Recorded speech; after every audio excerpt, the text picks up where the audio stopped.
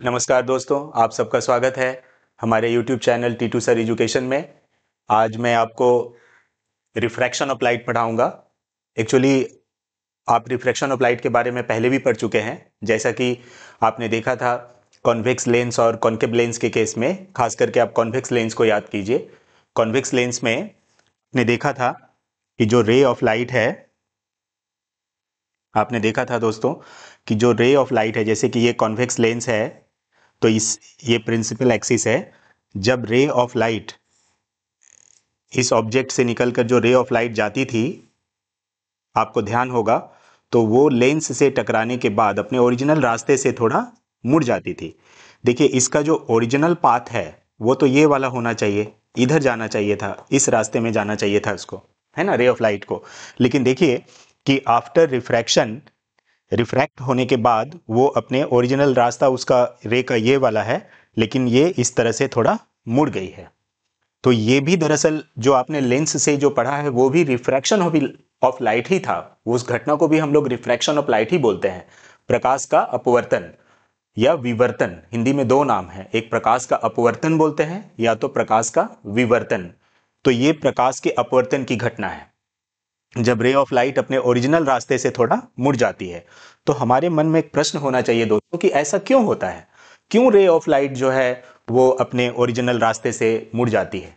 तो दरअसल जो रे ऑफ लाइट है वो तो लाइट है, लाइट का जो वेलोसिटी होता है वो डिफरेंट ऑप्टिकल मीडियम में डिफरेंट होता है। जैसे रे ऑफ लाइट का जो वेलोसिटी होता है, अगर आप वैक्यूम में देखेंगे तो सबसे ज्यादा वैक्यूम में होता है वेलोसिटी, जहां पर कोई भी ऑब्स्टिकल नहीं है, बिल्कुल फ्री है, कोई भी पार्टिकल्स नहीं है। वैक्यूम में वेलोसिटी ऑफ लाइट सबसे ज्यादा होता है। एयर में थोड़ा सा कम हो जाता है स्लाइटली। रीजन है कि इसमें डिफरेंट गैसेस हैं, कई सारे डस्ट पार्टिकल्स उसमें रहते हैं, है ना?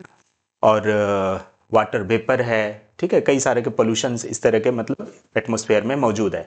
तो इस वजह से उसमें थोड़ा सा स्लाइटली वेलोसिटी थोड़ा कम हो जाता है।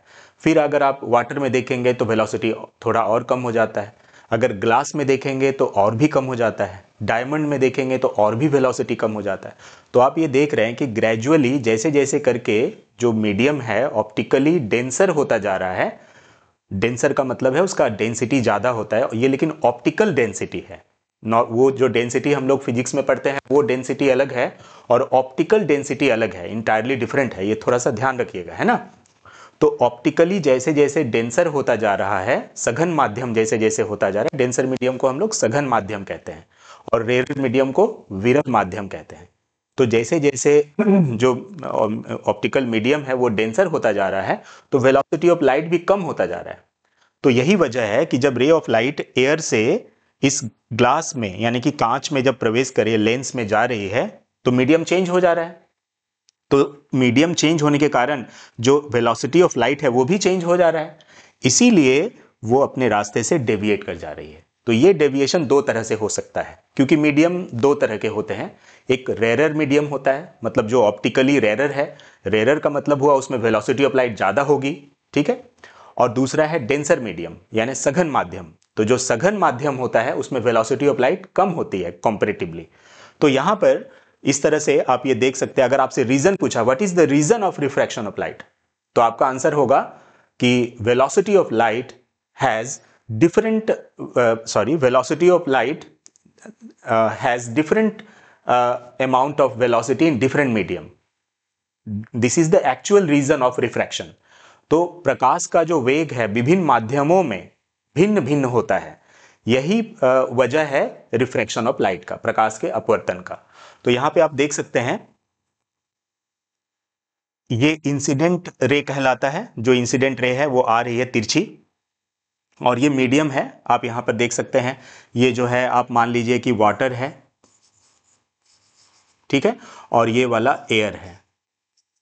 तो एयर को हम लोग कहेंगे कि ये ऑप्टिकली रेरर मीडियम है और ये वाला वाटर जो है ऑप्टिकली डेंसर मीडियम है। तो जब रेरर मीडियम से डेंसर मीडियम में आती है तो जो रे ऑफ लाइट है वो देखिए नॉर्मल की तरफ मुड़ जाती है। तो एक्चुअल में इसका पाथ ये वाला है, जो इधर से आ रही थी इधर चले जाना चाहिए था, है ना, लेकिन इधर ना जा करके अपने ओरिजिनल पाथ पर ना जाकर ये थोड़ा डेविएट कर गई है। इस तरह से देखिए ये जो डेविएशन है, जो अपने रास्ते से मुड़ गई है, इस मुड़ाव को ही एंगल ऑफ डेविएशन कहा जाता है। जो रिफ्रैक्टेड रे का ओरिजिनल पाथ है और जो ओरिजिनल रे का अभी जो इधर आ गई है, इसके बीच में जो ये डिस्टेंस है, ये जो एंगल बन रहा है, इस एंगल को एंगल ऑफ डेविएशन कहते हैं। तो यहाँ पर आपको ये ध्यान देना है कि डायग्राम्स आपको बनाना पड़ता है एग्जाम्स में, है ना। तो आपको ये सरफेस एक ये जहाँ पर आपका एयर और वाटर जहाँ पर कांटेक्ट में है ये दे दीजिएगा, और जहाँ पर रिफ्लेक्शन हो रहा है जिस पॉइंट पर, वहाँ पर आपको एक नॉर्मल ड्रॉ करना पड़ता है। ये जो है एक नॉर्मल ड्रॉ करना पड़ता है। क्यों नॉर्मल ड्रॉ करना पड़ता है? क्योंकि अगर आप नॉर्मल ड्रॉ नहीं करेंगे तो आप एंगल ऑफ इंसिडेंस नहीं ले पाएंगे। ये एंगल ऑफ इंसिडेंस, इसको आई से डिनोट किया जाता है, और ये जो है एंगल ऑफ रिफ्रैक्शन है ये वाला, इसको आर से डिनोट किया जाता है। तो ये एंगल ऑफ रिफ्रैक्शन है, ये एंगल ऑफ इंसिडेंस है, और ये है पॉइंट ऑफ इंसिडेंस जहाँ पर वो इंसिडेंट की है, और जिस एंगल से ये मुड़ी है इसको कहते हैं एंगल ऑफ डेविएशन। तो आप यहाँ पर देख रहे हैं कि एयर से जब वाटर में जा रही है रे ऑफ लाइट, यानी कि विरल माध्यम से सघन माध्यम में जब रे ऑफ लाइट जा रही है तो वो अभिलंब के तरफ मुड़ रही है। ये नॉर्मल को बोलते हैं अभिलंब, अभिलंब के तरफ मुड़ रही है, यानी कि टुवर्ड्स द नॉर्मल, है ना। तो इस केस में आपको दिख रहा होगा कि जो एंगल ऑफ इंसिडेंस है और एंगल ऑफ रिफ्रैक्शन है, तो एंगल ऑफ इंसिडेंस ज्यादा है, यानी इस केस में आपको क्या दिख रहा है दोस्तों? Angle of incidence is greater than angle of refraction, I is greater than R. ठीक है, अब यहां पर देखिए ये वाला एयर से ग्लास वाला आपने देख लिया, यही डायग्राम है ये। अभी आप देखिए वाटर से एयर, तो वाटर आपका यहां पर आप कह सकते हैं कि ये डेंसर मीडियम है ना, ये डेंसर मीडियम है, और जो एयर है वो कैसा है दोस्तों? रेरर मीडियम है ना, विरल माध्यम। तो वाटर से जब एयर में जा रही है, यानी कि डेंसर मीडियम से रेरर मीडियम में जब रे ऑफ लाइट जा रही है, तो आप थोड़ा ध्यान दीजिए, ये नॉर्मल है, नॉर्मल से दूर जा रही है। नॉर्मल आपका यहां है, यहां से देखिए दूर चली जा रही है ऐसे, यानी कि इस केस में जो एंगल ऑफ इंसिडेंस है आई, है ना, वो लेस देन है आर से, है ना। यानी कि एंगल ऑफ इंसिडेंस आपका ज्यादा है और angle of refraction, sorry, angle of incidence कम है आई, और एंगल ऑफ रिफ्रैक्शन ज्यादा है क्योंकि वो अभिलंब से दूर चली जा रही है ना। तो ये दो नियम आपको याद रखना है। कौन कौन सा दो नियम याद रखना है दोस्तों? कि जब रे ऑफ लाइट एयर से वाटर आएगी, यानी कि रेरर मीडियम से डेंसर मीडियम में आएगी, तो वो टुवर्ड्स द नॉर्मल जाएगी, और टुवर्ड्स द नॉर्मल का मतलब हो गया कि एंगल ऑफ इंसिडेंस ज्यादा होगा और एंगल ऑफ रिफ्रैक्शन कम होगा।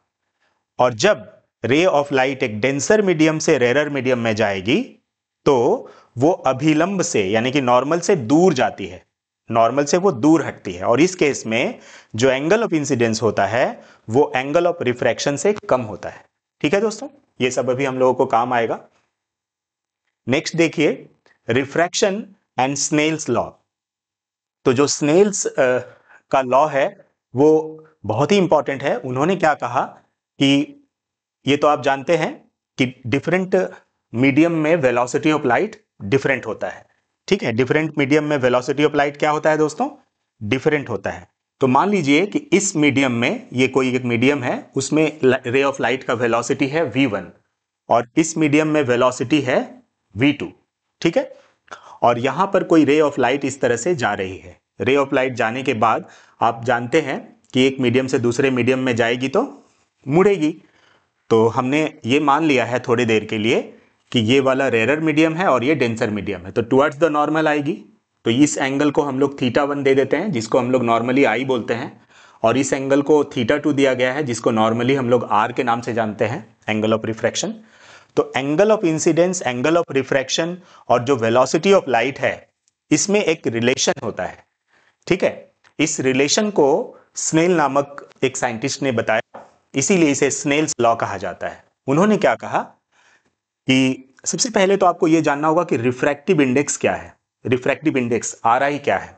तो रिफ्रैक्टिव इंडेक्स क्या है? रिफ्रैक्टिव इंडेक्स एक रेशियो है, एक अनुपात है, रेशियो है। किसका रेशियो है? Velocity of light in vacuum, है ना, velocity of light in vacuum, जिसे हम C कहते हैं, C से डिनोट करते हैं, बाय या upon velocity of light in the medium. Medium में वेलोसिटी ऑफ लाइट कितना है और वैक्यूम में कितना है? तो देखिए दोस्तों, सिंपल सी बात है, जो वेलोसिटी ऑफ लाइट है वैक्यूम में सबसे ज्यादा होती है, यानी कि किसी भी मीडियम में v का वैल्यू ज्यादा नहीं होगा, v का वैल्यू हमेशा कम होगा, velocity of light in any other medium except vacuum. आप अगर वैक्यूम को छोड़ दें तो किसी और मीडियम में, इवन इन द एयर में भी वेलोसिटी ऑफ लाइट थोड़ा कम ही होगा, है ना। तो किसी भी कीमत पर, किसी भी शर्त में velocity of light in the medium ज्यादा नहीं हो सकता, कम ही होगा velocity of light in the vacuum के तुलना में। वैक्यूम में जो वेलोसिटी ऑफ लाइट है उस कंपैरिजन में वेलोसिटी ऑफ जो लाइट इन द मीडियम है वो ऑलवेज कम होगा। यानी कि दोस्तों जो रिफ्रैक्टिव इंडेक्स है वो क्या है, रिफ्रैक्टिव इंडेक्स को हम लोग एन या म्यू से भी डिनोट करते हैं। एन के द्वारा भी इसे डिनोट किया जाता है बुक्स में, और म्यू के द्वारा भी डिनोट किया जाता है, म्यू, इसे म्यू कहते हैं, ठीक है। ये कांस्टेंट है, सबसे पहले तो ये याद रखें, क्योंकि रेशियो ऑफ वेलोसिटी है। अगर आप ऊपर में सी का वेलोसिटी यानी वेलोसिटी ऑफ लाइट लिखेंगे कुछ भी लिखकर मीटर पर सेकेंड, इसका वेलोसिटी कुछ लिखकर मीटर पर सेकेंड, तो मीटर पर सेकेंड कैंसिल हो जाएगा। तो यानी कि जस्ट एक ये रेशियो है, कांस्टेंट है ये। इसीलिए जो म्यू का वैल्यू है, यानी कि जो रिफ्रैक्टिव इंडेक्स है of a medium is always a constant quantity, तो ये कांस्टेंट होता है। तो ये जो रेशियो है इसका वैल्यू कब कम हो सकता है और कब ज्यादा हो सकता है, तो ऑलवेज ज्यादा होगा, 1 पॉइंट समथिंग आएगा, है ना, कभी भी एक से कम नहीं आएगा। क्यों बोलिए, तो रीजन साफ है कि velocity of light in vacuum, जो ऊपर में जो न्यूमरेटर है उसका वैल्यू तो हमेशा ज्यादा है, और जो velocity of light in the medium है वो तो हमेशा कम रहेगा। तो इसका जो डिवाइड करके निकालेंगे रेशियो ऑलवेज ग्रेटर देन 1 आने वाला है। इसीलिए म्यू का वैल्यू ऑलवेज ग्रेटर देन 1 होता है, ठीक है। अब स्नेल नामक वैज्ञानिक ने क्या बताया, उन्होंने बोले कि जो रिफ्रैक्टिव इंडेक्स है पहले मीडियम का V1, ये रिफ्रैक्टिव इंडेक्स ले लिया, इसका रिफ्रैक्टिव इंडेक्स का फॉर्मूला आपने देखा C/V, यही लिखा हुआ है C/V1, क्योंकि इस मीडियम में वेलोसिटी V1 है, तो C/V1 इंटू साइन थीटा 1, ये साइन थीटा 1 मतलब एंगल ऑफ इंसिडेंस, तो एंगल ऑफ इंसिडेंस, और ये क्या है, रिफ्रैक्टिव इंडेक्स। तो आप कह सकते हैं यहां पर क्या बोला जा रहा है आपको, रिफ्रैक्टिव इंडेक्स इंटू साइन आई या फिर थीटा 1, आप कुछ भी बोल सकते हैं, बराबर किसके बराबर होगा, तो ये बोल रहे हैं कि RI, ये RI ऑफ फर्स्ट मीडियम है और ये RI ऑफ सेकेंड मीडियम है, into sine theta 2, into sine theta 2 भी बोले या फिर R बोल सकते हैं, इससे कोई ये नहीं। तो इस वजह से ये जो है इसी को C/V1 को हम क्या बोल सकते हैं, N1, मतलब ये refractive index of the first medium, और N2 लिख सकते हैं इसको C/V2 को, यानी refractive index of medium 2 into sine theta 2। ये रिलेशन आपको याद रखना है, बहुत ही ज्यादा इंपॉर्टेंट है बोर्ड एग्जाम्स के लिए, क्योंकि इस पर बेस्ड न्यूमेरिकल्स आता है एग्जाम में, है ना। यानी कि आपको यहां पर देखिए 4 क्वांटिटीज है, N1, N2, sine theta 1, sign theta 2, इसमें से कोई 3 आपको दे दिया जाएगा और एक निकालने के लिए कहा जाएगा। यानी कि अगर आपको एंगल ऑफ इंसिडेंस दे दिया जाए, एंगल ऑफ रिफ्रैक्शन दे दिया जाए, velocity of light in one medium दे दिया जाए, तो आप velocity of light in second medium निकाल सकते हैं। फिर दूसरा क्वेश्चन ऐसे पूछ सकता है, वेलोसिटी ऑफ लाइट इन एक मीडियम में दिया हुआ है, velocity of light in second medium में वो भी दिया हुआ है, एंगल ऑफ इंसिडेंस दिया हुआ है, आपको एंगल ऑफ रिफ्रैक्शन पूछ सकता है। तो ये न्यूमेरिकल का जगह है, इसीलिए आप इसको जरूर फार्मूला को याद रख लीजिए, N1 sine theta 1 is equal to N2 sine theta 2। तो जब हम न्यूमेरिकल का एक अलग से वीडियो बनाएंगे जिसमें केवल आपका न्यूमेरिकल होगा, क्योंकि बोर्ड एग्जाम में लाइट चैप्टर है ना, करंट इलेक्ट्रिसिटी का चैप्टर और कई सारे चैप्टर है जिससे न्यूमेरिकल मस्ट है, कंपलसरी है कि उसमें से आता ही है। तो मैंने सोचा है कि उसको अलग से वीडियो बनाऊंगा ताकि आप लोगों को दिक्कत ना हो। पहले लेकिन कॉन्सेप्ट जरूरी है, पहले थ्योरी क्लियर होना चाहिए, तभी आप न्यूमेरिकल को बना पाएंगे, ठीक है। तो ये थ्योरी आपको समझ में आया होगा, सिंपल सा है, N1 साइन थीटा 1, जहां N1 को हम लोग रिफ्रैक्टिव इंडेक्स बोलते हैं, तो refractive index of the first medium into sine theta 1, theta 1 क्या है, angle of incidence, is equal to refractive index of the second medium into sine theta 2, theta 2 क्या है, एंगल ऑफ रिफ्रैक्शन, ठीक है। तो इस तरह से, और यहां पर जो रेशियो है आपने देख लीजिए कि रिफ्रैक्टिव इंडेक्स कैसे होता है, velocity of light in vacuum by velocity of light in the medium. तो जो वैक्यूम होता है उसमें velocity of light vacuum by velocity of light in the medium, तो मीडियम भी वही है, वैक्यूम ही है, तो वैक्यूम बाय वैक्यूम दोनों वेलोसिटी सेम हो जाएगा, तो कट के 1 आ जाएगा। तो वैक्यूम में RI 1 होता है, वैक्यूम का RI कितना होता है, रिफ्रैक्टिव इंडेक्स। रिफ्रैक्टिव इंडेक्स को हम लोग शॉर्ट में RI भी बोलते हैं, ठीक है। तो इसका RI कितना है, 1 है। फिर हीलियम में आ जाइए। हीलियम बहुत ही छोटा छोटा पार्टिकल होते हैं। हीलियम के जो एटम्स या मॉलिक्यूल्स, उसके एटम और मॉलिक्यूल सेम ही होते हैं, तो काफ़ी छोटे छोटे होते हैं। इस वजह से ऑलमोस्ट आप देखिए करीब 1 से थोड़ा सा ज़्यादा है ना। वाटर में देखिए, और एयर का भी लगभग इसी तरह होता है, ठीक है। तो एयर और हीलियम का लगभग आप बराबर मान सकते हैं। वाटर का 1.30 होता है, ठीक है। ग्लास का, ये बहुत ज़रूरी है, थोड़ा याद रखिएगा, 1.5 होता है। डायमंड का 2.4 होता है। आपको रटना नहीं है, लेकिन आपको इससे चीज़ें समझनी है। आप देखिए इससे आप क्या कंक्लूजन निकाल सकते हैं कि जैसे जैसे करके रिफ्रैक्टिव इंडेक्स बढ़ रहा है, देखिए रिफ्रैक्टिव इंडेक्स जैसे कि ये डायमंड का देखिए 2.4 है। ये क्वेश्चन आता है एग्जाम में, what do you mean by the statement that the refractive index of diamond is 2.4। Diamond का रिफ्रैक्टिव इंडेक्स 2.4 है। आप इससे क्या समझते हैं, what do you mean by the statement. तो आपको बोलना होगा, आप सोचिए कि डायमंड का रिफ्रैक्टिव इंडेक्स, इसका कैलकुलेशन करके आ रहा है 2.4।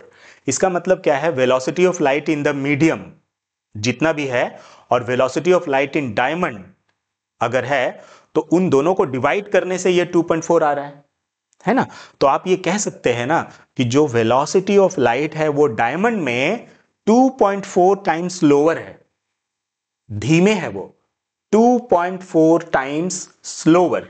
ये बहुत ही इंपॉर्टेंट है, ये बात याद रख लीजिए। जितना RI बढ़ेगा, रिफ्रैक्टिव इंडेक्स जितना बढ़ेगा, वेलोसिटी ऑफ लाइट उतना कम होगा। तो इसका मतलब है वेलोसिटी, डायमंड का रिफ्रैक्टिव इंडेक्स 2.4 है। इसका मतलब क्या है, what is the meaning of this statement. तो it means the velocity of light in diamond is 2.4 times slower than in the vacuum। Vacuum में अगर वेलोसिटी, सपोज दैट हम 2.4 को 3 मान लेते हैं, थोड़ी देर के लिए आपको समझाने के लिए फ्रैक्शन को हमने हटा दिया। मान लीजिए कि वेलोसिटी ऑफ लाइट वैक्यूम में 9 मीटर पर सेकेंड है। हमने एक फिगर लिया क्योंकि वो भी समझना जरूरी है ना। 9 मीटर पर सेकेंड है वैक्यूम में, ठीक है। तो अगर डायमंड में वेलोसिटी होगा तो कितना हो जाएगा, इससे 3 टाइम्स स्लोअर। इसका मतलब है कि आपको 1/3 कर देना होगा इसका, 3 3 जा 9, यानी कि डायमंड में जो वेलोसिटी ऑफ लाइट होगा वो जस्ट 3 मीटर पर सेकेंड का होगा। तो इसका मतलब यही है दोस्तों कि जितना ज्यादा RI होगा उसके अंदर वेलोसिटी ऑफ लाइट उतना कम होगा, ठीक है। तो अब साइन का ये जो न्यूमेरिकल जब आप बनाएंगे तो आपको साइन का एंगल की जरूरत पड़ेगी। तो मैंने यहां पे लिख रखा है, कॉस का जरूरत नहीं है, आपको केवल साइन वाला याद रखना है।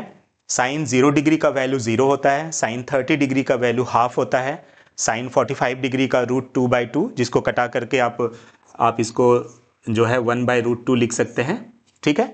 और साइन 60 का √3/2 होता है, और साइन 90 का 1 होता है। तो आपने ट्रिग्नोमेट्री में ये जरूर पढ़ा होगा, बोर्ड एग्जाम्स में है ये सिलेबस में, ट्रिग्नोमेट्री में। तो आप जरा सा ध्यान दीजिए कि जैसे जैसे एंगल बढ़ रहा है, 0 30 45 60, ग्रेजुअली साइन का वैल्यू बढ़ रहा है। ये 0 है, इसको अगर आप कैलकुलेट करेंगे तो 0.5 आएगा, ये 0, ये 0.5, ये और थोड़ा सा बढ़ जाएगा, हो सकता है 0.6 हो जाए, ये और थोड़ा बढ़ जाएगा 0.7, और ये देखिए 1 हो गया। तो आप अगर ग्रेजुअली सॉल्व करके देखिएगा घर में, तो इसमें देखिए साइन का वैल्यू ग्रेजुअली बढ़ता जाता है, यानी कि साइन का एंगल जितना बढ़ते जाएगा, 0 30 45 60 90, तो उसका वैल्यू बढ़ता जाता है, ठीक है। ये भी बहुत जरूरी है ध्यान देने का, क्योंकि जब आप न्यूमेरिकल बनाएंगे तो ये वैल्यू आपको पुट करने की जरूरत पड़ेगी। अगर न्यूमेरिकल में विद इन ब्रैकेट दे दिया हुआ है तो वेल एंड गुड है, तब तो ठीक है। अगर नहीं दिया हुआ है, कुछ स्टैंडर्ड एंगल दे दिया 60 डिग्री 45 डिग्री, तो ये जरूरी नहीं है कि उसका वैल्यू आपको वहां पे दे देगा, है ना। कुछ अगर स्टैंडर्ड एंगल नहीं है, जैसे कि 50 डिग्री दे दिया, साइन 50, है ना, या साइन 70 डिग्री दे दिया, इस टाइप का अगर दे दिया, तब आपको वहां पर वो दे देंगे कि साइन 70 का वैल्यू ये है, साइन 50 का वैल्यू ये है। लेकिन अगर स्टैंडर्ड एंगल दे के क्वेश्चन देते हैं तो ये जरूरी नहीं है कि वो प्रोवाइड करेंगे एग्जाम में। इसीलिए आपसे रिक्वेस्ट है कि आप साइन का वैल्यू एटलीस्ट याद रखें, क्योंकि जब आप स्नेल्स लॉ अप्लाई करके न्यूमेरिकल बनाएंगे तो उस समय आपको इसकी जरूरत पड़ेगी, ठीक है। आइए दोस्तों, अब हम लोग आ जाते हैं क्रिटिकल एंगल और टोटल इंटरनल रिफ्लेक्शन में। तो क्रिटिकल एंगल और टोटल इंटरनल रिफ्लेक्शन क्या है, तो इसमें देखिए जरा सा। आप जानते हैं कि जब रे ऑफ लाइट एक डेंसर मीडियम से रेयर मीडियम में जाती है, देखिए N2 is greater then N2 is less than N1, है ना। आप देखिए यहां पे क्या कहा गया है कि जो N2 है, इस बात पे गौर कीजिए, इस बात पे गौर कीजिए कि N2 is less than N1, यानी कि जो refractive index of this medium है इज लेस देन दिस, यानी कि ये रेयर हो गया, हम केवल R लिख देते हैं, और ये डेंसर हो गया, है कि नहीं दोस्तों। समझ लीजिए, बहुत इंपॉर्टेंट बात है ये कि N2 इज लेस देन इतना। N2 लेस देन मतलब रिफ्रैक्टिव इंडेक्स जिसका जितना कम होगा ना, वो ऑप्टिकली उतना रेयर होगा, वो ठीक है, रेयर मीडियम होगा। तो इसका रिफ्रैक्टिव इंडेक्स बोल रहा है कम है इस मीडियम का, तो वो रेयर मीडियम हो गया, और इसका रिफ्रैक्टिव इंडेक्स ज्यादा है, तो ये ऑप्टिकली डेंसर मीडियम हो गया। तो जब रे ऑफ लाइट डेंसर मीडियम से रेयर मीडियम में जाती है, तो आप जानते हैं ना, अभिलंब से दूर मुड़ती है, यानी नॉर्मल से दूर जाती है ना, नॉर्मल से दूर जाके मुड़ती है। अगर आप ग्रेजुअली, ये जो इंसिडेंट रे है, आप ग्रेजुअली अगर एंगल ऑफ इंसिडेंस को बढ़ाते जाएंगे, इधर एंगल ऑफ इंसिडेंस बढ़ाते जाएंगे, तो ये वाला भी इस तरह बढ़ता जाएगा, है ना। एंगल ऑफ रिफ्रैक्शन भी क्या होता जाएगा दोस्तों, इस तरह बढ़ता जाएगा। और एक एंगल ऐसा आएगा इंसिडेंट रे का कि जब बढ़ाते बढ़ाते एक ऐसा एंगल आएगा जब रे ऑफ लाइट, ये जो मीडियम का जो दोनों मीडियम का जो सरफेस ऑफ कांटेक्ट है, ये वाला, इस पर ग्रेज करने लगेगा, इस पर ग्रेज करने लगेगा, तो इस एंगल को हम लोग क्रिटिकल एंगल बोलते हैं। ये बहुत ही इंपॉर्टेंट है। यानी कि क्रिटिकल एंगल क्या है, तो क्रिटिकल एंगल एक तरह से रिफ्रैक्शन का वैल्यू, जब एंगल ऑफ इंसिडेंस का वैल्यू इतना हो कि एंगल ऑफ रिफ्रैक्शन का वैल्यू 90 डिग्री हो जाए। ये एंगल कितना हो जा रहा है दोस्तों, ये वाला 90 degree, angle of refraction 90 degree हो जाए, देन जो एंगल बनता है वो उस एंगल को हम लोग क्रिटिकल एंगल कहते हैं। मतलब यहां पे 90 बनना चाहिए, लेकिन यहां पर जितना एंगल के लिए बनेगा, जैसे मान लीजिए यहां पे 42 डिग्री है, तो 42 degree is the critical angle for that medium. यानी कि इस मीडियम से, मान लीजिए ये ग्लास है, तो ग्लास का क्रिटिकल एंगल 42 डिग्री होता है, ठीक है।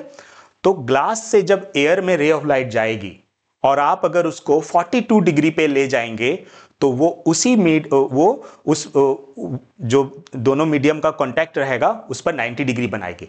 और जैसे ही 42 डिग्री से थोड़ा भी ज्यादा आप अगर एंगल ऑफ इंसिडेंस को बढ़ा देते हैं, मान लीजिए आपने इसको 42 या 43, 44 कर दिया, तो ये उसी मीडियम में इंटरनली रिफ्लेक्ट होकर वापस आ जाती है। आप यहां गौर कीजिए कि रे ऑफ लाइट गई थी इंसिडेंट रे, और रिफ्लेक्ट होकर के, याद रखिए, परावर्तन होकर के उसी मीडियम में वापस आ गई है।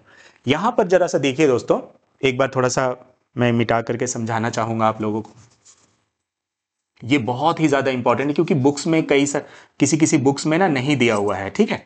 तो आप लोगों को ना कंफ्यूजन रह जाएगा कि क्या इसका एक्चुअल क्या फेनोमेना होता है। देखिए, जब रे ऑफ लाइट, इंसिडेंट रे जब एक मीडियम से दूसरा मीडियम में जाती है तो नॉर्मल से दूर हटती है, लेकिन इसमें दो फेनोमेना एक साथ होता है, टू फेनोमेना एक साथ साइमल्टेनियसली होता है। ये जो रे है, इसका कुछ हिस्सा रिफ्रैक्ट कर जाता है, मुड़ जाता है, उस मीडियम को पार करके थोड़ा मुड़ जाता है, और कुछ थोड़ा बहुत जो है उसमें रिफ्रैक्ट भी हो जाता है, हल्का फुल्का थोड़ा सा रिफ्रैक्शन भी मतलब हो जाता है। यहां भी देखिए, ये थोड़ा सा जब 90 डिग्री का एंगल बना रहा है, क्रिटिकल एंगल जब इधर है तो, और थोड़ा बहुत वापस आ जा रहा है। यानी कि रे ऑफ लाइट ये तो मुड़ जा रही है, मगर ये जो आपका अंदर की तरफ आ जा रही है, थोड़ा बहुत उसका हिस्सा, उसका स्लाइटली कुछ पार्ट नीचे की तरफ रिफ्लेक्ट हो जा रही है, परावर्तन हो जा रही है, तो एक तरह का वेस्टेज है, ये आपको कोई काम नहीं आ रहा है। तो यहां पर जो रे ऑफ लाइट जाती है वो रिफ्रैक्ट भी करती है, थोड़ा मुड़ती भी है, और रिफ्लेक्ट भी करती है, मतलब थोड़ा उसमें परावर्तन भी होता है। यहां भी आपको वो दिख रहा होगा, मगर यहां पे देखिए दोस्तों, एक ही कलर का यहां पर बना हुआ है। यहां पर कोई भी रे ऑफ लाइट रिफ्रैक्ट नहीं कर रही है, सारा का सारा रिफ्लेक्ट कर जा रही है, परावर्तन कर जा रही है। और ये जो दोनों मीडियम है, अगर दोनों मीडियम मान लीजिए यहां पे मिल रही है, तो उसका अंदर वाला सतह से आ जा रही है, इंटरनली रिफ्लेक्ट कर जा रही है, मतलब ऊपर नहीं जा रही है। इसीलिए इस स्पेशल टाइप ऑफ रिफ्लेक्शन को टोटल इंटरनल रिफ्लेक्शन कहते हैं। इसका रीजन है टोटल इंटरनल रिफ्लेक्शन के नाम के आगे टोटल वर्ड जो लगा हुआ है, दैट्स वेरी इंपॉर्टेंट। टोटल लगा हुआ है, इसका मतलब है कि जो रे ऑफ लाइट है वो टोटली उस मीडियम में रिफ्लेक्ट होकर वापस आ जाती है। कोई भी रे ऑफ लाइट में रिफ्रैक्शन नहीं होता। तो इस वजह से जो रे ऑफ लाइट जाती है वो टोटली इंटरनल, दोनों का इंटरनल जो सरफेस ऑफ कॉन्टैक्ट है उससे टकराकर वापस आ जाती है। इस फेनोमेना को हम लोग टोटल इंटरनल रिफ्लेक्शन कहते हैं। तो क्वेश्चन आता है बोर्ड एग्जाम्स में कि what is critical angle, what is total internal reflection, what are the conditions for total internal reflection, है ना। तो टोटल इंटरनल रिफ्लेक्शन का कंडीशन क्या है, कब होगा एक टोटल इंटरनल रिफ्लेक्शन। तो सबसे पहला कंडीशन आपको लिखना है कि ray of light should pass through from denser medium to rare medium. Ray of light को किधर से किधर पास करना चाहिए, denser medium to rare medium, क्योंकि डेंसर से जब रेयर में जाता है तो ही वो नॉर्मल से दूर हटता है, तभी तो हटते हटते एक बार जो है वो वापस उस मीडियम में आ जाएगा। तो डेंसर रेयर जाना चाहिए, ये बहुत ही बड़ा कंडीशन है। दूसरा जो कंडीशन वो है कि जो एंगल ऑफ इंसिडेंस है इसका वैल्यू क्रिटिकल एंगल से थोड़ा ज्यादा होना चाहिए। क्रिटिकल एंगल मतलब जब वो 90 डिग्री बनाने लगता है तो क्रिटिकल एंगल है, तो क्रिटिकल एंगल से थोड़ा सा ज्यादा बढ़ाइएगा तभी तो ये वापस आ जाएगा ना। इसीलिए टोटल इंटरनल रिफ्लेक्शन को होने के लिए दो मेजर कंडीशंस है। First condition is the ray of light should pass from denser to rare medium, और दूसरा कंडीशन है कि जो एंगल ऑफ इंसिडेंस है that should be greater than the critical angle. ठीक है, तो ये बहुत ही इंपॉर्टेंट है, नीचे वही बात लिखा हुआ है। अब एक रिलेशन है, कभी कभी ये बहुत काम आएगा आपको, कि क्रिटिकल एंगल और रिफ्रैक्टिव इंडेक्स में क्या रिलेशन है। इस पर भी न्यूमेरिकल आता है, मैंने पहले ही बताया कि न्यूमेरिकल के लिए मैं अलग से वीडियो बनाऊंगा। तो क्रिटिकल एंगल और रिफ्रैक्टिव इंडेक्स में क्या रिलेशन है। तो जो क्रिटिकल एंगल होता है दोस्तों वो इनवर्सली प्रोपोर्शनल होता है रिफ्रैक्टिव इंडेक्स का, यानी कि जिसका भी क्रिटिकल एंगल, रिफ्रैक्टिव इंडेक्स जिसका मतलब जिसका क्रिटिकल एंगल कम होगा, ठीक है। जैसे कि डायमंड का क्रिटिकल एंगल जानते हैं कितना होता है, 24 डिग्री होता है। डायमंड का क्रिटिकल एंगल कितना होता है दोस्तों, 24 डिग्री। तो अगर डायमंड का यहां पर आप साइन 24 लिखिएगा तो आप तो जानते हैं कि साइन का वैल्यू जितना डिग्री में कम होता है उतना कम होता है। आपने टेबल देखा था ना अभी, जितना साइन का वैल्यू ज्यादा होता है उतना, जितना डिग्री ज्यादा होगा साइन का वैल्यू ज्यादा होता है। तो यहां पर साइन का वैल्यू कम है, साइन 24 डिग्री अगर लिखेंगे तो वो तो कम आएगा। तो क्रिटिकल एंगल जिसका कम होगा उसका आर आई ज्यादा होगा। देखिए डायमंड का आर आई सबसे ज्यादा होता है ना। तो इस तरह से क्रिटिकल एंगल और रिफ्रैक्टिव इंडेक्स में क्या रिलेशन है, ये बार बार एग्जाम्स में, बोर्ड एग्जाम्स में पूछे गए हैं। मैंने आईसीएसई और सीबीएसई बोर्ड और वेस्ट बंगाल बोर्ड के जो क्वेश्चंस है उसका एनालिसिस करके ही पढ़ा रहा हूं आप लोगों को, ताकि जो जेन्युइन चीज है वो आप लोग तक पहुंचे, है ना। आप अगर वीडियो में टाइम देंगे तो आपको फायदा हो, एग्जाम्स में आपको बेनिफिट हो, है ना। तो ये ध्यान रखिए। तो ये क्या रिलेशन है, what is the relation between critical angle and refractive index, आपको ये लिखना है आर आई यानी कि refractive index is equal to 1 by sine C, C stand for critical angle. ठीक है, तो ये बहुत ही इंपॉर्टेंट है। आइए नेक्स्ट देखते हैं। जो टोटल इंटरनल रिफ्लेक्शन आपने देखा दोस्तों, इसका कुछ नेचुरल फेनोमेना भी है जिस पर वो बेस्ड है। पहला नेचुरल फेनोमेना है जो डायमंड का चमकना।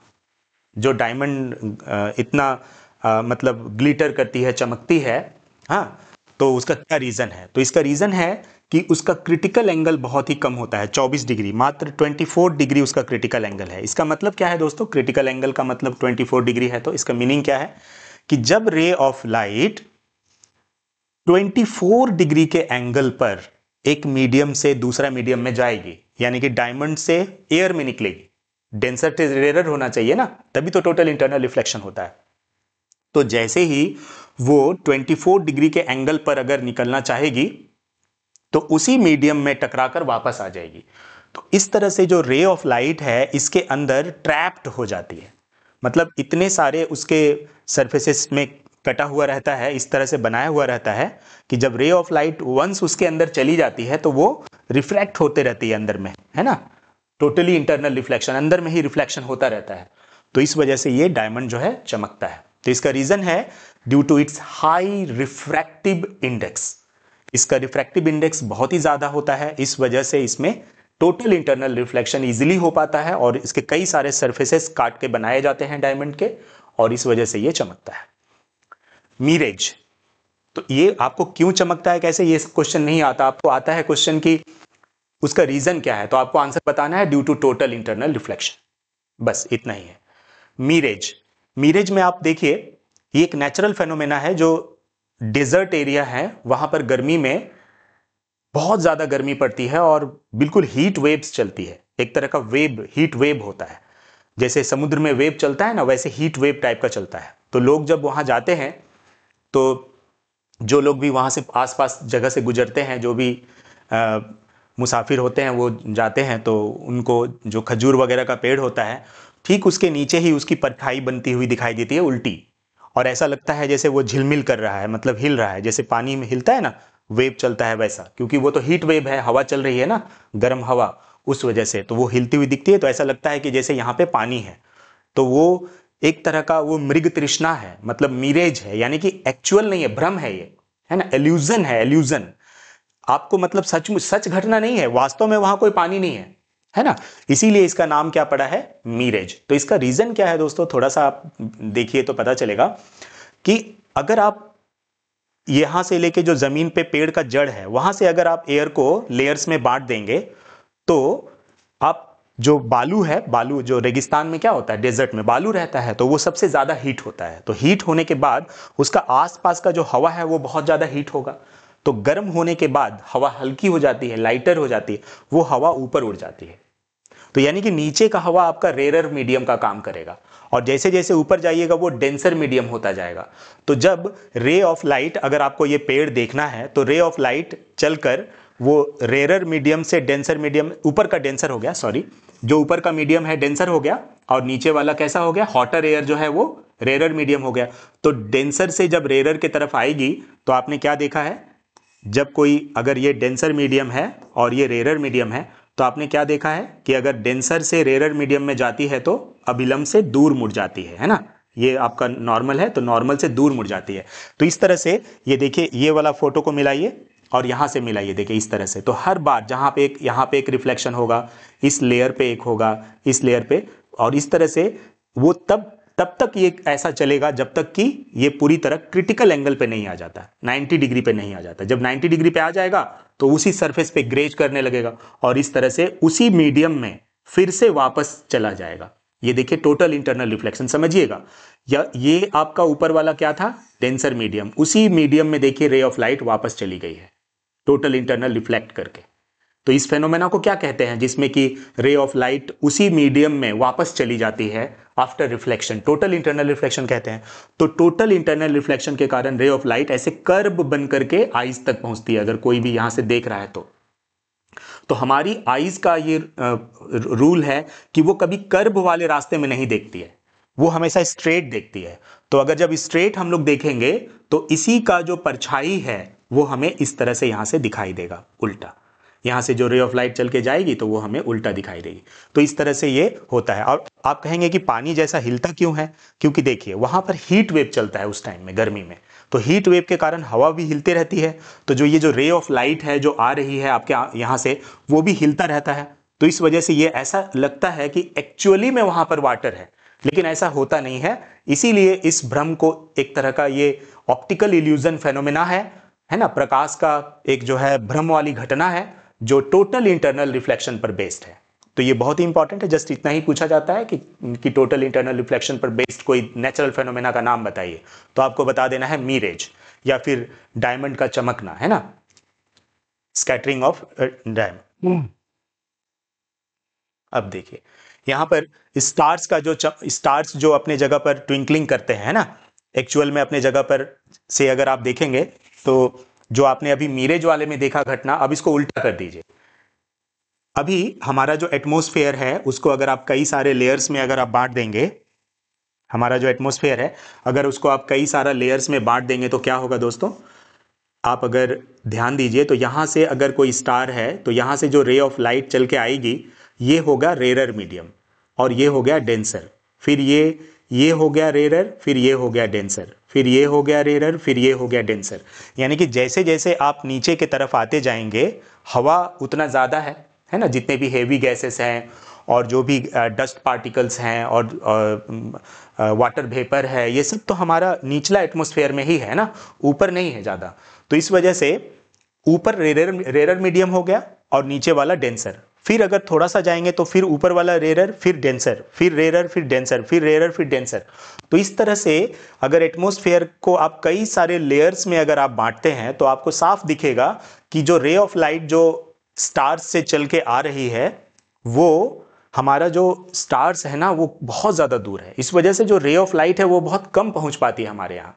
सबसे सामने जो स्टार मौजूद है वो हमारा सन है ना, और वो भी हमसे 15 करोड़ किलोमीटर दूर है, 15 करोड़ किलोमीटर। तो अब सोच के देखिए कि बाकी स्टार्स कितने दूर होंगे कि उनका लाइट केवल छोटा सा एक, बस एक ये की तरह आता है, जस्ट पॉइंट साइज। तो वो एक तो जो रे ऑफ लाइट है वो भी बहुत वीक है, बहुत ही वीक है जो पहुंच पा रही है हमारे आंखों तक, क्योंकि उसको बहुत ज्यादा डिस्टेंस ट्रैवल करके आना पड़ता है। तो जब रे ऑफ लाइट आएगी तो जहां भी दो सरफेस, अगर ये डेंसर है ये रेयर है, तो अगर आप नॉर्मल बनाएंगे तो रेयर से डेंसर आने पे क्या होता है दोस्तों, अभिलंब के तरफ मुड़ जाता है।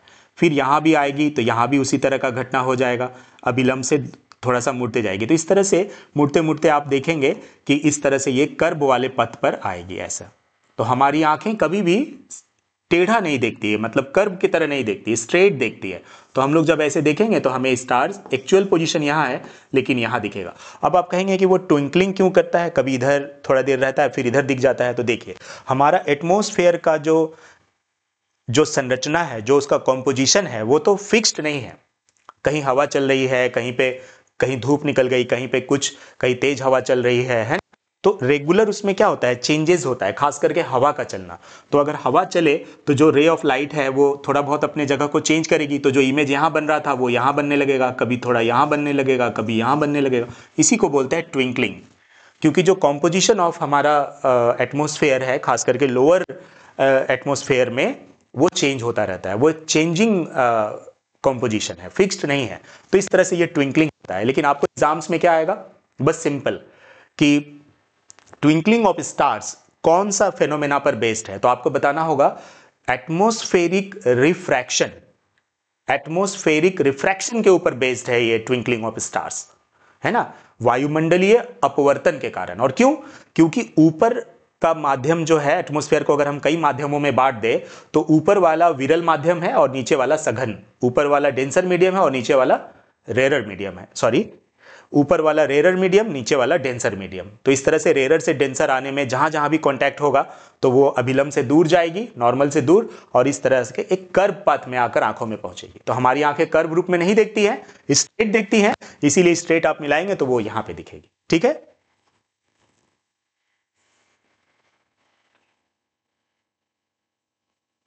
ये भी बहुत इंपॉर्टेंट है, ये है पेरिस्कोप।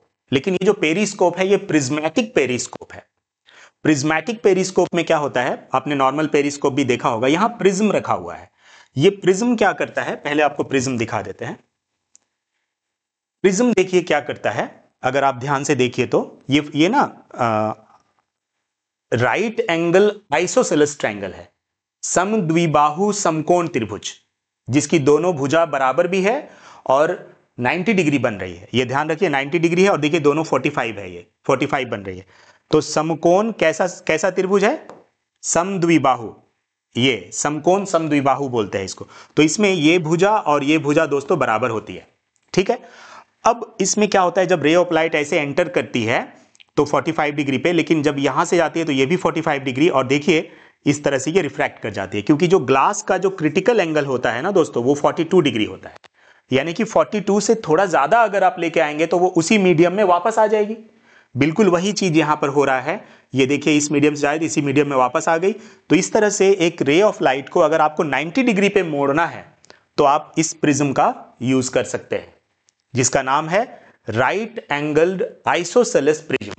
यानी कि राइट एंगल भी है और आइसोसेलेस है, दोनों भुजा इसका बराबर है, 45 डिग्री पे है। ठीक है, तो बिल्कुल इसी चीज का इस्तेमाल जो है आप देखिए यहां पर किया जाता है, ये प्रिज्म में, यहां पर एक ये पेरिस्कोप में। तो ये प्रिज्मेटिक है, ये नाम देखिए प्रिज्मेटिक, प्रिज्म से बना हुआ है। मतलब नॉर्मल जो आपका पेरिस्कोप होता है वो पेरिस्कोप में ना यहां पर मिरर लगा देते हैं, मिरर 45 डिग्री पे मिरर लगाते हैं, नॉर्मल मिरर है ना, प्लेन मिरर लगाते हैं। लेकिन यहां पर प्लेन मिरर नहीं है, यहां गौर कीजिए, ये प्लेन मिरर नहीं है, ये क्या है, ये प्रिज्म है, जो अभी प्रिज्म आपने देखा। तो इससे जब रे ऑफ लाइट जाती है तो इसी तरह आप यहाँ पे देखिएगा 45 90 डिग्री पे यहाँ पर आ जाएगी। फिर यहाँ पर आप अगर नॉर्मल बनाएंगे 45 इस तरह से हो जाएगी। तो जो रे ऑफ लाइट है वो देखिए इससे जो प्रिज्म है उससे टकराने के बाद 90 डिग्री पे मुड़ जा रही है और यहां भी 90 डिग्री पे मुड़ जा रही है। तो यहां पर आप आंख से देख सकते हैं कोई भी ऑब्जेक्ट जो यहां पर है, कोई भी दुश्मन वगैरह यहां पे जो रहेंगे उनसे जो रे ऑफ लाइट है चल के आएगी और इस तरह से देख लेंगे। यहां पर क्या होता है, जनरली ये कोई दीवार या कुछ के सहारे लगा दिया जाता है, जैसे वाल है यहां से, तो उस पार में दीवार के इस तरफ क्या क्या फेनोमेना हो रहा है वो आपको दिखाई देता है पेरिस्कोप से। पेरिस्कोप का यूज ऐसे ही है। फिर पानी के अंदर डूब करके, पानी के अंदर जो पनडुब्बी होते हैं वो डूब करके पानी के ऊपर इस तरह से निकले रहते हैं और पानी के ऊपर क्या हो रहा है वो देख लेते हैं, जबकि उनका एक्चुअल जो जहाज है वो पानी के काफी नीचे है, वहीं से देख लेते हो। तो इस तरह से पेरिस्कोप का कई सारा यूज है, खास करके डिफेंस सेक्टर में यूज है इसका। तो हम आपको ये बताना चाहेंगे कि आपके मन में एक सवाल होगा कि प्रिज्मेटिक पेरिस्कोप और नॉर्मल पेरिस्कोप में डिफरेंस क्या है। तो देखिए, जो जब टोटल इंटरनल रिफ्लेक्शन होता है ना दोस्तों, तो आप याद रखिए कि जो रे ऑफ टोटली रिफ्लेक्ट हो जाता है उसमें, जैसे कि आप एक नॉर्मल अगर आप रिफ्लेक्शन, जैसे ये प्लेन मिरर है मान लीजिए, तो प्लेन मिरर में जब आप रिफ्लेक्शन करते हैं ना, प्लेन मिरर में मान लीजिए नॉर्मल आपने बना दिया, ये नॉर्मल है, तो जो रे ऑफ लाइट है ना, हम लोग दिखाते हैं कि ये पूरी तरह रिफ्लेक्ट हो गया, लेकिन ऐसा होता नहीं है। कुछ कुछ यहाँ पर जो रे ऑफ लाइट है उसकी जो एनर्जी है वो थोड़ा सा इस जगह में जहां पर वो टकरा रही है थोड़ा एब्जॉर्ब हो जाती है, यानी कि लॉस ऑफ एनर्जी थोड़ा होता है। लेकिन इस वाले में जब टोटल इंटरनल रिफ्लेक्शन होता है ना, जब एक मीडियम से दूसरा मीडियम में जब रे ऑफ लाइट जाती है और टोटली अगर रिफ्लेक्ट कर गई है, तो इसमें ना कोई भी रे ऑफ लाइट का जो एनर्जी है ना वो एब्जॉर्ब नहीं होता, कोई लॉस ऑफ एनर्जी नहीं होता, इसलिए उसकी जो ब्राइटनेस है ना इमेज की वो बहुत ज्यादा होती है। इसीलिए जब पेरिस्कोप में आप प्रिज्म लगाकर यूज करेंगे, मतलब when prismatic periscopes are used, तो जो यहां पर इमेज दिखता है ना वो बिल्कुल ब्राइट दिखता है, बिल्कुल एकदम लगेगा कि जैसे चमक रहा है वस्तु, बिल्कुल साफ साफ दिखाई देती है। ये रीजन है। तो इसीलिए ये डिफरेंस है between prismatic periscope and a normal periscope. तो जो प्रिज्मेटिक पेरिस्कोप है ये कौन सा फेनोमेना पर बेस्ड है? It is based on the total internal reflection of light. ये बहुत जरूरी है समझना कि जो वहां पर आपने पढ़ा है ना, जब नॉर्मल आप एक मिरर लगा देते हैं प्रिज्म में, सॉरी पेरिस्कोप में, तो वो रिफ्लेक्शन होता है, नॉर्मल रिफ्लेक्शन के ऊपर बेस्ड है वो। लेकिन जब आप एक प्रिज्म लगा के काम करते हैं तो ये टोटल इंटरनल रिफ्लेक्शन पर बेस्ड होता है। यही डिफरेंस है। और एक डिफरेंस क्या बताया मैंने कि जो इमेज यहां पर आपको दिखाई देगा उसकी ब्राइटनेस काफी अच्छी रहेगी, क्लियर दिखाई देगी। तो ये एक रीजन है। और लास्ट टॉपिक हम लोग देख लेते हैं, और ये है आपका ऑप्टिकल फाइबर। बहुत अच्छा है, ये सब क्वेश्चन आता है एग्जाम में। ऑप्टिकल फाइबर, तो ऑप्टिकल फाइबर कुछ नहीं है, पतला तार होता है और ये इसका अंदर में जो है कांच का ये है बना हुआ लेयर। तो जब एक रे ऑफ लाइट इसके अंदर जाती है तो ये इंटरनल रिफ्लेक्ट होकर उसी सरफेस में निकले, यहां से आपका जो भी लोग देखना चाहेंगे वहां से वो देख पाएंगे। लेकिन इसका जो यूज होता है वो देखने में नहीं किया जाता है, ये सबसे बड़ी बात है, ये ध्यान रखिए। ये साउंड के कम्युनिकेशन में किया जाता है। आप एक साउंड को यहां से दूर भेज सकते हैं, यानी कि कम्युनिकेशन में, कम्युनिकेशन पर्पस के लिए आपको ऑप्टिकल फाइबर्स का यूज किया जाता है। तो आपको लग रहा होगा कि ऑप्टिकल फाइबर में सुनने के लिए कैसे यूज कर सकते हैं, इसमें ऑप्टिकल का क्या काम है, लाइट का क्या क्या किस तरह से ये वर्क करता है। तो देखिए दोस्तों, मैंने यहां पे लिख रखा है कि किस तरह से काम करता है। इसमें रे ऑफ लाइट जाती है तो टोटल इंटरनल रिफ्लेक्शन हो रहा है, ये आपको दिख रहा होगा। लेकिन होता क्या है इसमें, सबसे पहले साउंड एनर्जी को कन्वर्ट किया जाता है इलेक्ट्रिकल एनर्जी में। इसके अंदर साउंड एनर्जी को किस में कन्वर्ट कर दिया जाता है? इलेक्ट्रिकल एनर्जी में। फिर उस इलेक्ट्रिकल एनर्जी को लाइट एनर्जी में कन्वर्ट कर दिया जाता है। यानी कि देखिए कैसे हो रहा है, देखिए साउंड एनर्जी किस में कन्वर्ट हो रही है? इलेक्ट्रिकल एनर्जी में। और फिर इलेक्ट्रिकल एनर्जी किस में कन्वर्ट हो जा रही है? लाइट एनर्जी में। और फाइनली ये लाइट एनर्जी लास्ट में जहां पर रिसीव होगा, जितना भी दूर में जाके रिसीव होगा, जिसको सुनाई देगा, वो अगेन साउंड एनर्जी में कन्वर्ट हो जाएगी। तो ये फेनोमेना है, इसका सीक्वेंस याद रखिएगा, ये बहुत इंपॉर्टेंट है कि जो ऑप्टिकल फाइबर्स है वो किस तरह काम करता है। तो इसमें साउंड एनर्जी इलेक्ट्रिकल एनर्जी में कन्वर्ट होती है, इलेक्ट्रिकल एनर्जी फिर लाइट एनर्जी में कन्वर्ट होती है, और लाइट एनर्जी ही ट्रैवल करती है due to total internal reflection. ये किस पर बेस्ड घटना है?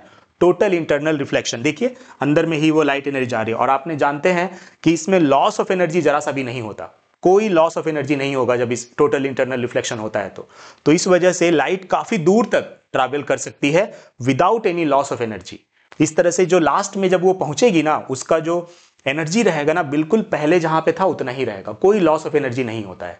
तो इस वजह से ये काफ़ी अच्छा जो है आवाज़ सुनाई देता है। आप टेलीफोनी में मैंने बातचीत करने में यानी कम्युनिकेशन में ऑप्टिकल फाइबर्स का यूज़ किया जाता है।